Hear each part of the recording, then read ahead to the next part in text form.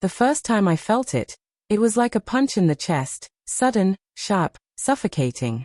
I was sitting at the kitchen table, nursing a lukewarm cup of coffee, when her words sliced through the quiet morning like a blade.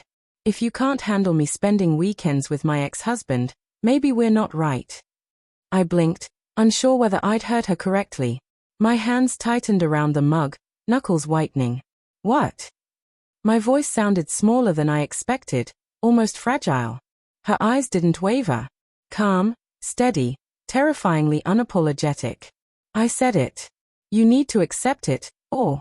She let the sentence hang, unfinished, a threat disguised as reason. I stared at her, searching for some hint that she was joking, that this was some cruel test of my patience. But her face was unreadable. And in that unreadable face, I saw it, certainty. And a history I had been denied. It started small. Little things I told myself were coincidences. A missed call here, a vague excuse there. A faint perfume I didn't recognize. A smile in a photograph she quickly deleted. I told myself I was overthinking. I wanted to believe her. I needed to. Yet now, hearing her say it out loud, the pieces began to snap into place like a puzzle I didn't want to solve. I can't, I said finally. My voice broke halfway, but I couldn't stop. You spend weekends with him? Alone? Her shrug was casual, almost bored. It's not like we're having sex or anything. It's just history. We have things to talk about, memories to settle. The word settle rang in my ears, heavy, accusatory. Memories? Settle? I wanted to scream at her for the audacity, but my throat felt paralyzed. Instead, I asked the only thing I could think of. Does he know about me? She paused. The pause was enough to make the air between us suffocating.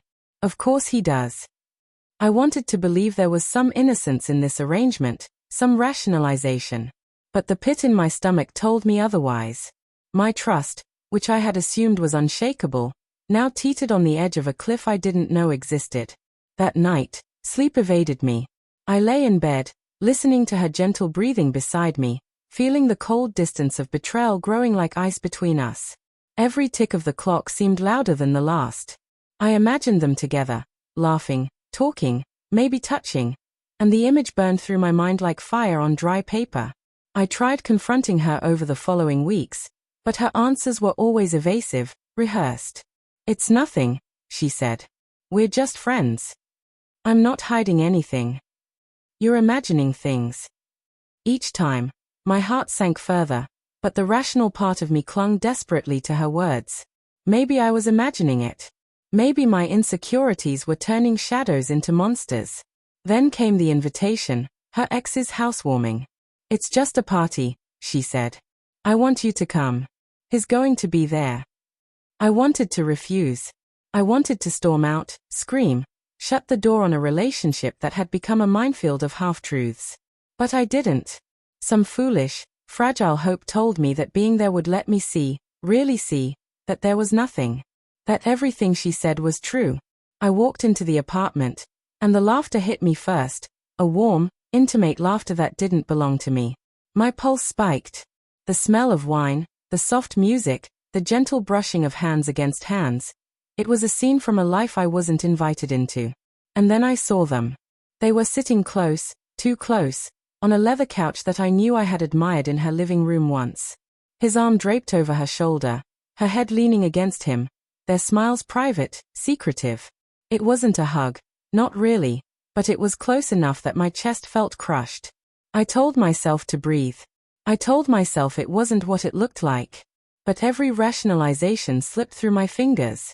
You're here, she said, noticing me. Her voice was calm, almost pleased. I thought this was just a housewarming, I said, forcing steadiness into my voice. It is. We just wanted to celebrate together. The words felt like mockery. Celebration. Together.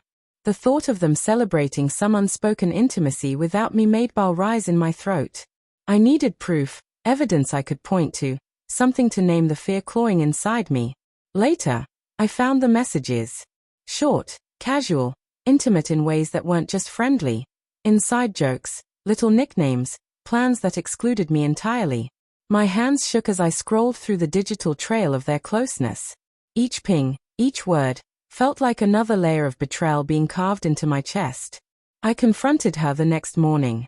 My words were broken, fragmented, raw. I saw the messages. She didn't deny it. Didn't even flinch. You saw what you wanted to see. But it's not what you think. Not what I think.